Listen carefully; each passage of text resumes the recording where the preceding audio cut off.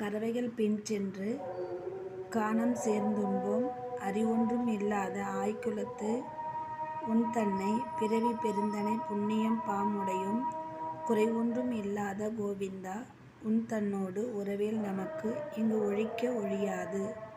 அறியாத பிள்ளைகளோம் அன்பினால் உன்தன்னை சிறுபேறு அளித்தனவும் சீறி அருளாதே இறைவா நீ தாராய் பறை ஏலோர் எம்பாவாய்.